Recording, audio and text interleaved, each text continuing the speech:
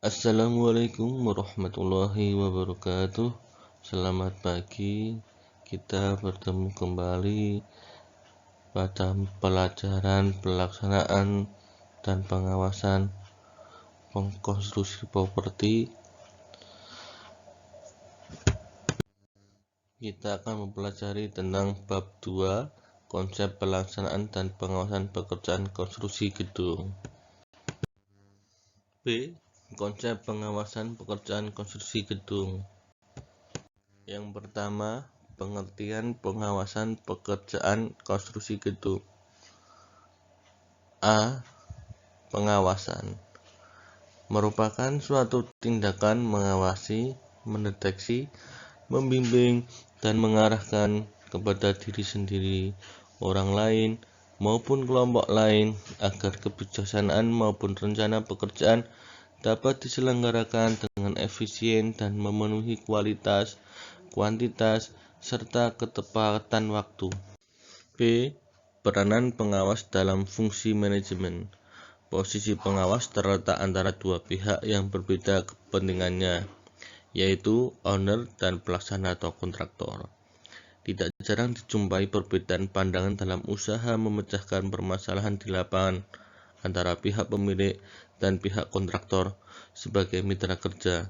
Pada keadaan seperti ini, kunci penyelesaiannya terletak pada pemahaman peran seorang pengawas dalam menjalankan suatu peran manajemen, karena peran pengawas dalam sistem manajemen proyek secara keseluruhan adalah merupakan baji pengunci, yaitu peran pengendali menurut teori dasar manajemen. C. Manajemen pengawasan lapangan merupakan bagian dari kegiatan pengendalian kualitas pekerjaan, baik administrasi maupun teknis di lapangan. Keberhasilan suatu pekerjaan sangat bergantung pada unsur manusia, karena teori dasar manajemen sebagai alat untuk keberhasilan suatu kerja pada hakikatnya adalah pengaturan unsur manusia. Dalam teori dasar manajemen ada 4 unsur.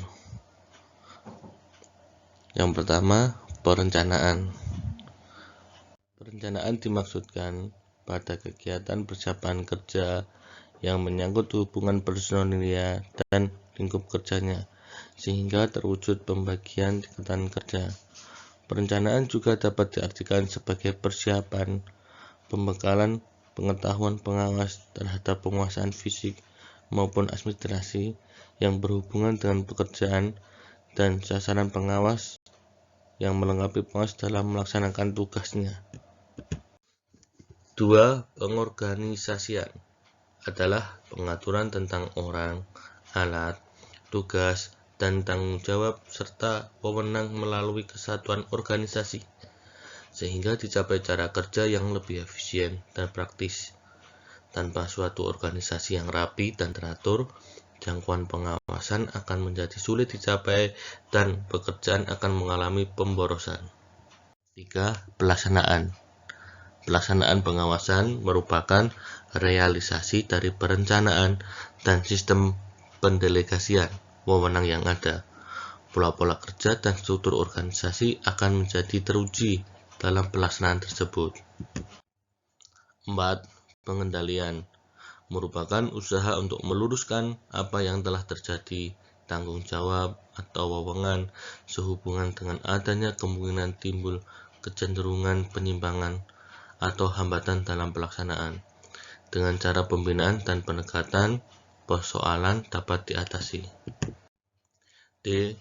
Pengawasan penyelenggaraan pekerjaan konstruksi adalah suatu kegiatan pengawasan yang melekat oleh penyelenggara pekerjaan konstruksi terhadap penyelenggaraan pekerjaan konstruksi di bidang sarana dan prasarana pekerjaan umum, baik secara fisik maupun non-fisik, dengan penekanan pada tertib penyelenggaraan dan hasil pekerjaan konstruksi yang meliputi aspek perencanaan pekerjaan konstruksi, pengadaan, manajemen pengendalian, dan pelaksanaan kontrak.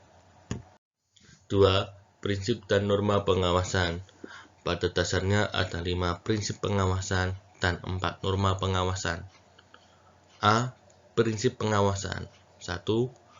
Objektif dan menghasilkan fakta. Pengawasan harus bersifat objektif dan dapat menemukan fakta-fakta tentang pelaksanaan pekerjaan dan berbagai faktor yang memengaruhi. 2. Pengawasan berpedoman pada kebijaksanaan yang berlaku. Untuk dapat mengetahui dan menilai ada tidaknya kesalahan-kesalahan dan penyimpangan, pengawasan harus berpangkal tolak pada keputusan pimpinan. Yang pertama, tujuan dan sasaran yang telah ditetapkan. Kedua, rencana kerja yang telah ditentukan. Ketiga, pedoman kerja yang digariskan. Keempat, peraturan-peraturan yang telah ditetapkan. 3. Preventif. Pengawasan harus bersifat mencegah sedini mungkin terjadinya kesalahan-kesalahan, berkembang dan terulang. Oleh karena itu, pengawasan harus sudah dilakukan pada tahap perencanaan dengan menilai rencana yang akan dilakukan. 4. Pengawasan bukan tujuan. Pengawasan hendaknya tidak dijadikan tujuan, tetapi sarana untuk menjamin dan meningkatkan efisiensi dan efektivitas pencapaian tujuan organisasi. 5. Efisiensi. Pengawasan harus dilakukan secara efisien, bukan justru menghambat efisiensi pekerjaan. B. Norma pengawasan. 1. Pengawasan harus mandiri dan terpisah dari kegiatan-kegiatan yang diawasi. 2. Pengawasan harus dilakukan dengan keahlian dan keterampilan profesional yang diisyaratkan. 3. Lingkup pengawasan meliputi pengujian dan evaluasi terhadap keefektifan dari sistem pengendalian intern yang dimiliki oleh organisasi, termasuk kualitas dari pelaksana, fungsi, dan tugas yang diemban. 4. Pelaksanaan pengawasan meliputi perencanaan pengawasan, menguji dan mengevaluasi informasi, pemberitahuan hasil-hasilnya, dan menindaklanjuti. C. Konsep dan kriteria pengawasan. 1. Konsep pengawasan. A. Batasan konsep pengawasan adalah pengawasan terhadap pelaksanaan konstruksi yang telah selesai perencanaan tekniknya. Objek sasaran pengawasan adalah pelaksanaan fisik konstruksi dan administrasi teknik. Kriteria seorang pengawas harus mengetahui dan menguasai berbagai aspek, seperti perencanaan, pelaksanaan, dan administrasi teknik. B. Penguasaan terhadap aspek-aspek perencanaan. 1. Uraian tugas-tugas penguasaan terhadap gambar atau desain. Ada 4. A. Peta lokasi dan situasi. B. Gambar rencana bentuk konstruksi. C. Gambar detail konstruksi. D. Tolak ukur pekerjaan. Kemudian yang kedua, jadwal pelaksanaan, time schedule. A. Lama waktu pelaksanaan tiap bagian pekerjaan. B. Jumlah macam kegiatan kerja per minggu. C. Pengadaan tenaga kerja dan peralatan, bahan yang akan dipakai. D. Target prestasi per minggu. Kemudian yang ketiga, syarat-syarat spesifikasi teknik. Ada 3. A. Syarat bahan. B. Standar yang digunakan. C. Perawatan bahan-bahan. 4. Laporan analisis teknik. Ada 2. A. Rencana penggunaan alat, tenaga, dan bahan. B. Metode pelaksanaan dan alternatif-alternatifnya sesuai perkembangan pelaksanaan di lapangan.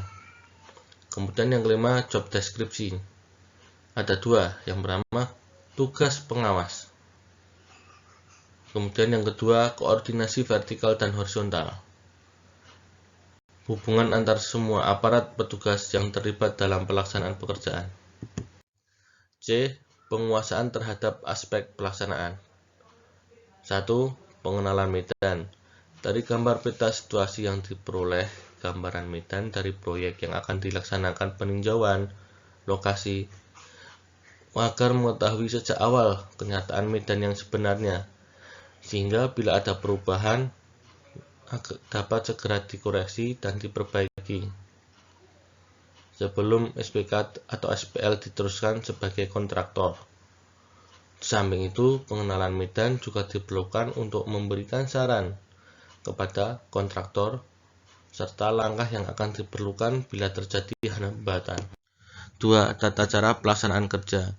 Selain telah diatur dalam spesifikasi teknik, pengawas juga harus dibekali untuk menguasai tata cara pelaksanaan kerja sehubungan dengan pemakaian alat bantu yang dipergunakan dalam pelaksanaan. 3. Buku-buku standar atau normalisasi. Pengawas harus memiliki dan memahami isi dari buku standar atau normalisasi yang memuat tentang persyaratan bahan dan konstruksi. Buku tersebut diperlukan sebagai buku pegangan acuan batas-batas toleransi kualitas bahan dan konstruksi. 4. Alat-alat pengujian dan penelitian pemeriksaan. Ada 4. Yang pertama, alat penguji dan penelitian adalah sarana untuk membantu pengawas dalam melaksanakan tugasnya, seperti alat laboratorium dan alat ukur tanah. B. Pengawasan dan pelaksanaan harus mengetahui alat-alat yang akan dipakai dalam pelaksanaan pekerjaan, serta tahu betul penggunaannya. C. Pengujian dan pengukuran dilaksanakan oleh pelaksana. D. Penyimpangan yang terjadi harus segera diperbaiki agar tidak menghambat pelaksanaan kegiatan selanjutnya. Penguasaan terhadap aspek administrasi teknik. Kepengawasan dapat memiliki arti pelaksanaan pengawasan dan pelaksanaan pengendalian. Penguasaan terhadap aspek administrasi teknik merupakan bagian dari pelaksanaan pengendalian yang bersifat kearsipan. Kegiatan administrasi teknik antara lain: 1. Pengamatan dan pencatatan. 2. Laporan berkala proyek, misalnya laporan harian, mingguan, bulanan. Kemudian yang ketiga, berita acara, misalnya berita acara persetujuan kemajuan pekerjaan, serah terima pertama, dan pemeriksaan akhir. Kemudian yang E, tata cara peneguran. Jika terjadi penyimpangan, peneguran dilakukan kepada pelaksana. Bentuk penyimpangan yang terjadi misalnya adalah penyimpangan dari ketentuan yang ada. Terkait hal-hal sebagai berikut. Yang pertama, basic dan standar harus atau spesifikasi teknik. Kemudian yang kedua, metode kerja yang telah ditentukan. Kemudian yang ketiga, kegagalan pencapaian target menurut jadwal. Konsep pengawasan adalah mewujudkan dan meningkatkan efisiensi, efektivitas, dan rasionalitas dalam pencapaian tujuan untuk menghentikan penyimpangan, pemborosan, mencegah terulangnya kembali kesalahan penyimpangan, dan mencari cara yang lebih baik untuk mencapai tujuan. Konsep dan kriteria pengawasan. 2. Kriteria pengawasan. A. Kriteria yang diperlukan dan diperhatikan dalam pelaksanaan pengawasan antara lain: 1. Objektif dan menghasilkan fakta tentang pelaksanaan pekerjaan. 2. Pengawasan berpedoman pada kebijaksanaan yang berlaku. 3. Preventif, yakni mencegah sedini mungkin terjadinya kesalahan. 4. Efisien, yakni tidak menghambat pelaksanaan pekerjaan. B. Kriteria pengawasan pada unsur proyek. 1. Kriteria unsur pekerjaan. A. Pekerjaan yang dimaksud adalah pekerjaan konstruksi bidang sarana dan prasarana PUPR di Indonesia yang dibiayai oleh pemerintah berdasarkan peraturan keuangan yang berlaku. B. Dalam skala ruang. Pekerjaan konstruksi mempunyai 2 macam bentuk bangunan. Yang pertama, bentuk bangunan yang mempunyai karakteristik ruang terbatas. seperti bangunan irigasi atau gedung atau jembatan. Kemudian yang kedua, bentuk bangunan yang mempunyai karakteristik ruang tidak terbatas atau meluas, seperti saluran irigasi atau jalan. C. Dalam bentuk prosedur pemberian pekerjaan, pelaksanaan pekerjaan dapat dilakukan dua cara. Yang pertama, cara swakelola, yaitu pekerjaan yang dilaksanakan sendiri oleh aparat pemerintah di bawah instansi yang bersangkutan. Sebagai pelaksanaan pekerjaan, pelaksana pekerjaan semacam ini pada umumnya tidak banyak lagi dijumpai, kecuali pada pekerjaan yang mempunyai kekhususan tertentu atau merupakan bagian dari cara kontrak pada pekerjaan pemeliharaan. Kemudian yang kedua, cara kontrak, yaitu pekerjaan yang dilaksanakan oleh kontraktor atau konsultan pengawas melalui prosedur pelelangan, surat perintah kerja, atau menunjukkan langsung sesuai dengan peraturan yang berlaku. Kemudian yang kedua, kriteria unsur pelaksana. A. Pelaksana dapat merupakan unsur pemerintah, aparat pemimpin proyek dalam hal pelaksanaan swakelola, atau unsur swasta, kontraktor untuk pekerjaan kontrak. Kemudian B. Pelaksana merupakan suatu susunan atau struktur penyelenggaraan pekerjaan yang di dalamnya terdapat unsur pimpinan. 3. Kriteria unsur pengawas. A. Unsur pengawas adalah pegawai atau petugas pemerintah yang dimaksud dalam struktur organisasi proyek. B. Unsur pengawas juga dapat melibatkan aparat dari instansi lain. C. Tugas dan kewenangan pengawas terbatas pada hal-hal yang berkaitan dengan bidang yang ditanganinya. D. Tujuan dan sasaran pengawasan. Adanya unsur pengawas dalam penyelenggaraan proyek pemerintah adalah mutlak, karena keberadaannya membawa tanggung jawab moral sebagai berikut. 1.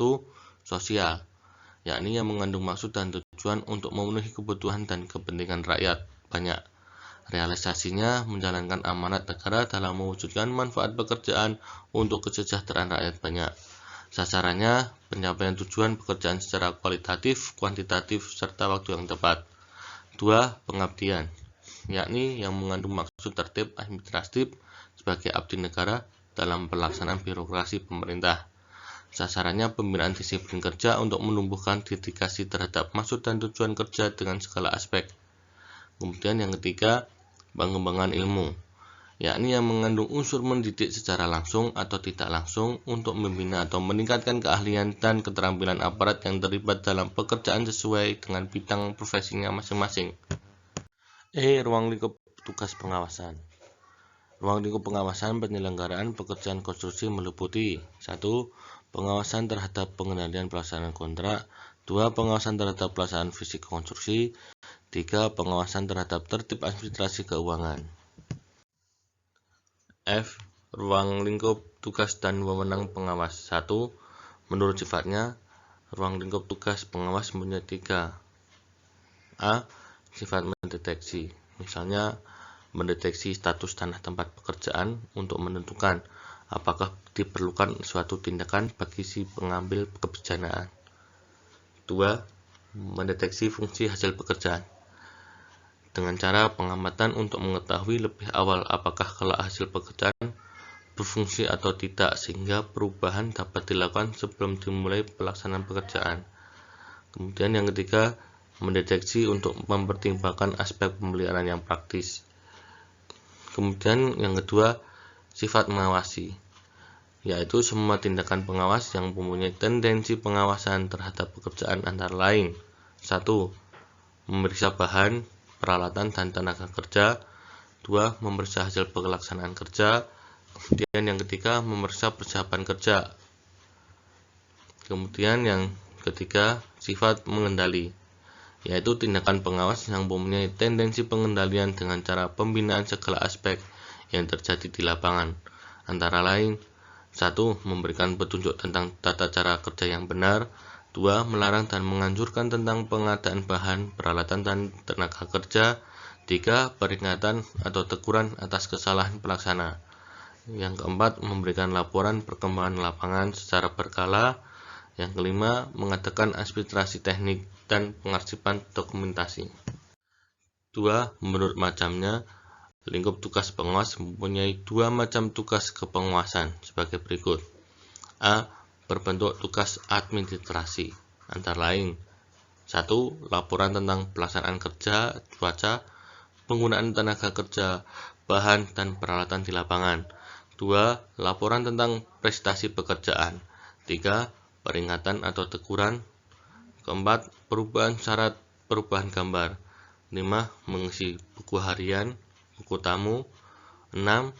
Dokumentasi pengarsipan. Kemudian B.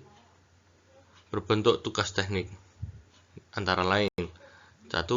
Pengukuran, pengamatan, pengawasan, pengendalian. Kemudian yang kedua, penelitian.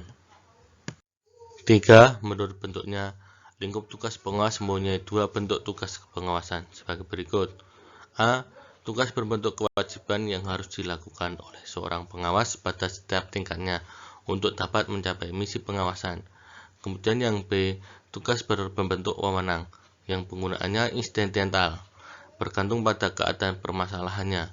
Kewenangan ini juga diberikan kepada setiap pengawas menurut porsi sesuai tingkatannya.